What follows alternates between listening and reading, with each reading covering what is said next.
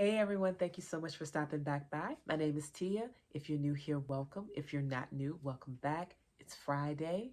Happy Fibro Friday. Many of you have come over here because of the fibromyalgia related content.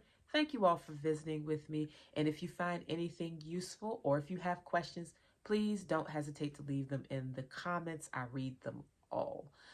Today's video. Oh, before we get into today's video, I hope your week was great. And if it wasn't great, I hope the weekend is better. And if neither one is shaping up to be too much in your favor, please find a few minutes to do something kind for yourself today. You 1,000% deserve it. Now, into the video. This is a bit of a follow-up. I did a video a while back. I hope to have time to appropriately link it overhead. But there was a video I did about fibromyalgia and food. What foods can you use to treat it? I didn't give any particular foods that I found helpful because I have not used diet yet to manage symptoms. My symptoms have been pretty manageable without diving into diet. If they ever became unmanageable, I'd probably explore diet a little bit deeper. But because this question has come up more than once, and because I am a consummate researcher, I did have a bit of an Isaac Newton moment. I thought of something that will be a little more fleshed out in the second video. Well, a follow-up video to this one in a couple of weeks, more so about snacks for fibro.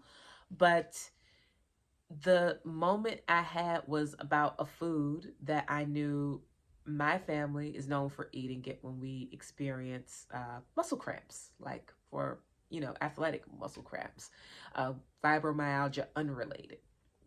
Now, if you want something exhaustive about diet and fibromyalgia, Pain Free Kitchen is where you need to go. Her information will be in the description box along with all of my disclaimers because again, I'm not a doctor. She does state, though, on her channel, where she is not a doctor, that she has been able to eliminate her fibromyalgia symptoms through diet. So if you want something more exhaustive, that's where you need to go.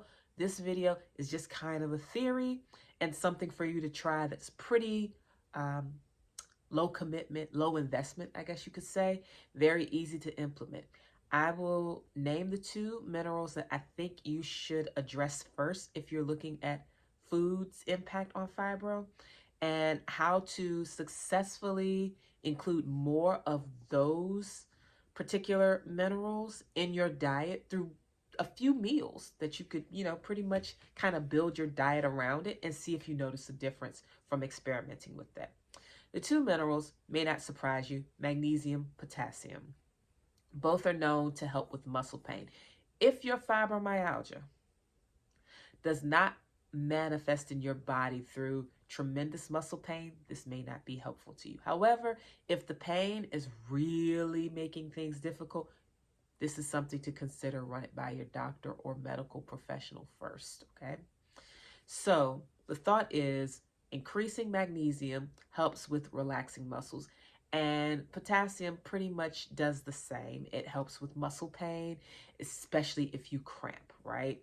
If you are a person who spent any portion of your youth with a Charlie horse, then you know a muscle cramp is a very painful thing that is very rarely something you can anticipate. However, if you are noticing muscle tension and perhaps some cramp-like sensations throughout your body attributable to your fibromyalgia, then potassium as well as magnesium may be two foods you need to include.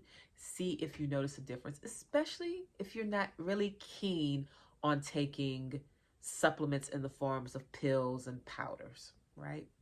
So, how do you make meals that incorporate this? I'm not vegan, but I eat a primarily vegetarian diet. So, what I'm going to say is not meat heavy, but then again, these are not these are not minerals that are found in abundance in meat anyway. Add the meat you want or leave it off. Doesn't matter. See what works. So, the foods that are highest in magnesium are pumpkin seeds, chia seeds, spinach, almonds, cashews are another one, black beans and brown rice. These are the things that are very rich in magnesium. And so just hearing that, I'm thinking, yeah, a chia pudding might be a good way to start your day. But don't worry, avocado too is another one that's great for magnesium. Likewise, avocado is great for potassium, along with spinach, sweet potatoes, bananas, white beans. Let's see, I had another one. Oh, coconut water. So really, really delicious foods. And they kind of cross over in a few aspects. So spinach is on both lists. Avocado is on both lists. Let's see, anything else? Beans are on both lists, but one white bean, one black bean. So here's how I would probably structure a day's diet to ensure that I get enough magnesium and potassium throughout the day without having to make it a thing. So I'd probably start off my day with an avocado toast because I'm a millennial, right? But avocado toast, I'm an old millennial, but I'm a millennial nonetheless. Avocado toast, a little bit of black pepper, a little bit of garlic powder, a little bit of Himalayan pink salt, yes. And I would probably put my avocado sliced on some sort of multi-seed bread, not just multi-grain, but a bread that has seeds in it, especially flaxseed and chia seed in particular.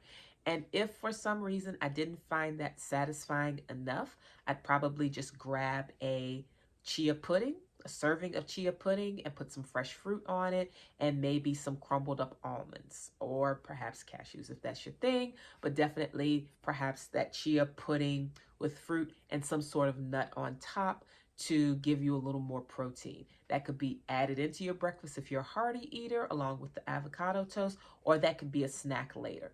Again, this is just recommendations on foods to try. You do not have to pair it like this. You don't have to take any of this advice. Just these are the things that research say have the minerals that you may want to increase to see if you notice a difference. So breakfast, yeah, maybe avocado toast on some sort of multi-seed loaf, the avocado slices. You've got your chia pudding maybe for breakfast or as a snack later. Make it like, a granola almost with your fruit and your crushed up almonds or whatever. And then for lunch, you could probably have a very hearty spinach salad. Add the toppings that you want. Don't douse it in dressing. Um, because it's just, especially store-bought. If you make your own dressing, that's one thing. But store-bought dressing, that's just sugar for the most part. Don't pour your spinach full of that. You could make an avocado salad, or you could make a salad where you add some crushed nuts to it. You can certainly add pumpkin seeds to it.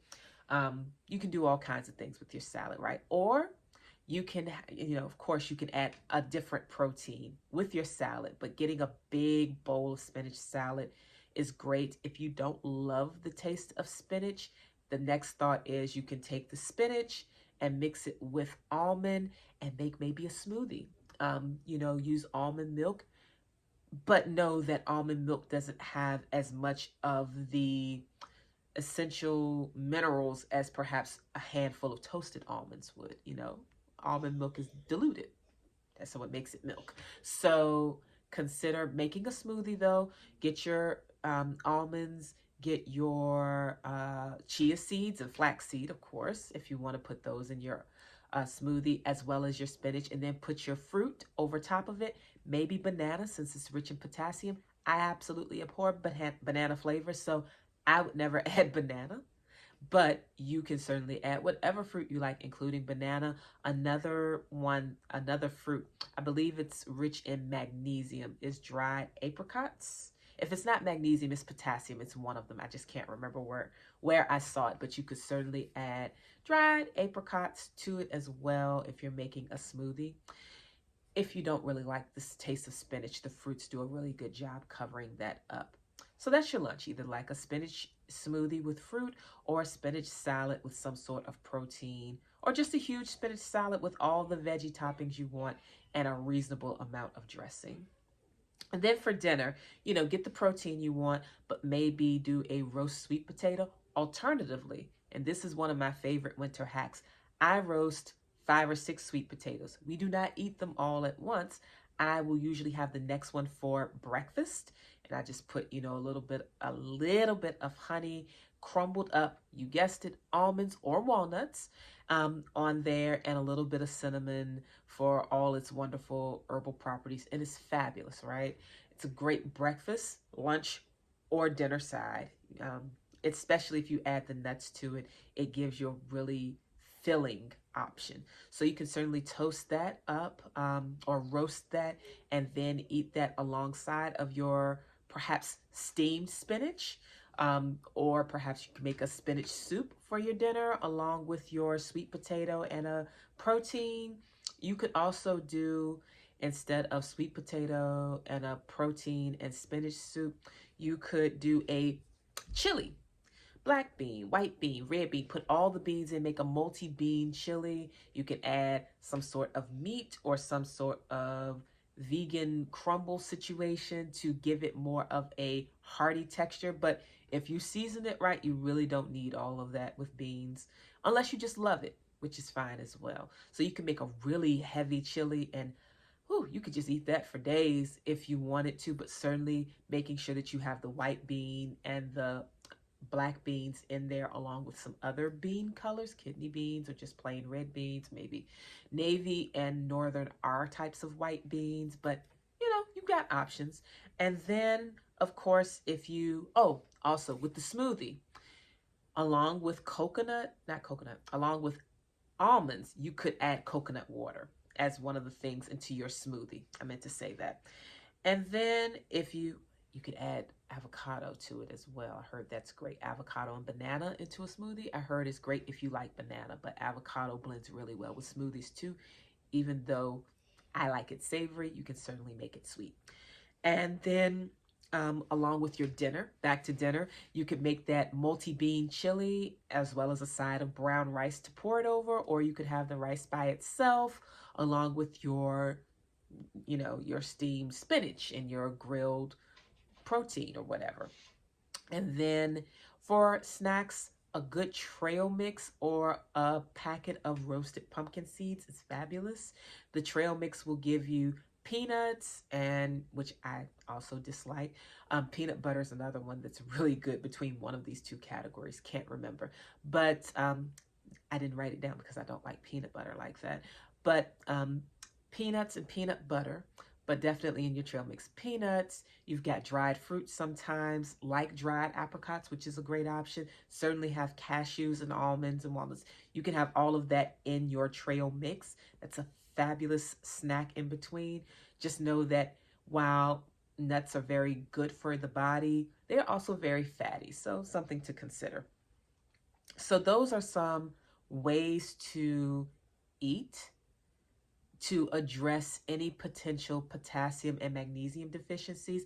Potassium deficiency, according to the research I read, which will be in the description box, what I saw about potassium deficiency is that it is one of the it is one of the most unexplored reasons behind pain. Like, this is one of the things people just don't think about it. They just don't think about, am I getting enough potassium? They get the pain and then they forget all things, and they don't really remember many times that they might be nutrient deficient in some way, and that's what's causing their pain.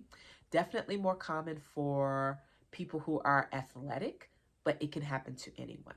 So those are my recommendations for a simple, very simple and very disorganized in the way that I relate it, meal plan for a day to address magnesium and potassium deficiencies. Are there more foods that are rich in these two minerals? Absolutely. I just stumbled over the peanut thing when I was talking. You can take the time to look it up, figure out what foods, just say foods with potassium into your Google, or foods with magnesium. Look at the list and see what you like. Build your meals around that and figure out if that gives you relief. And if not, that's fine. I hope you enjoyed the meals, because I will never tell you to eat things you hate just to get a physical result. There is always a better way. And so consider that. Let me know if this is something you've tried. Let me know if just supplementing has done the job for you. And Again, I always read all of the comments and try to respond to as many as possible. Thank you again for coming back by. If you enjoyed this, remember you can always subscribe so that you can get more, or press the like so that I know you loved it. And I will talk to you all soon. Have a great weekend. If you love bananas and peanut butter, make yourself a banana and peanut butter smoothie and enjoy on my behalf, because I won't taste it. Take care. Have a good one. Bye.